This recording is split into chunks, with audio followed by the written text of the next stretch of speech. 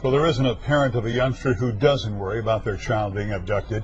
As we continue our team coverage now, here on the island today, child safety counselors routed to Suffolk Elementary School to instruct the kids in the do's and don'ts of keeping themselves safe from strangers and even adults they may know. How's everybody doing today?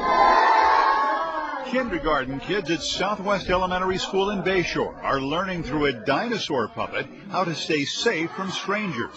As News 12 Long Island reported in Predator Next Door, a special series 2 years ago, it's all too easy for a young boy or girl to be lured away by someone they don't know. All it took here was a friendly puppy. What about these people? Do they look like tricky people?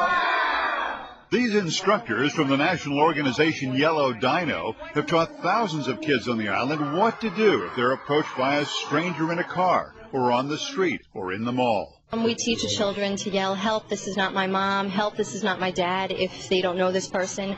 But even if the person is familiar to a child, experts say parents should instruct their kids who they can really trust. The best thing you can do in any situation is to always make a scene or a commotion when there's any kind of abduction. In the first few minutes, the abductor is just as afraid as the person being abducted.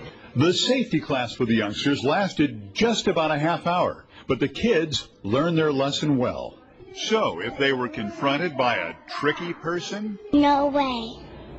You run the opposite way. Take 3 steps back and run like the wind. If you got lost in the mall, what would you do?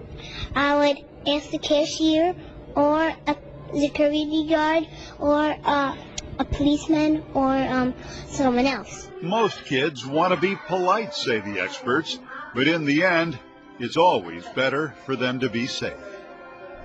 Now, the Yello Dyno counselors told me about one case where a young girl had been instructed by her parents to fake an asthma attack if a stranger tried to grab her.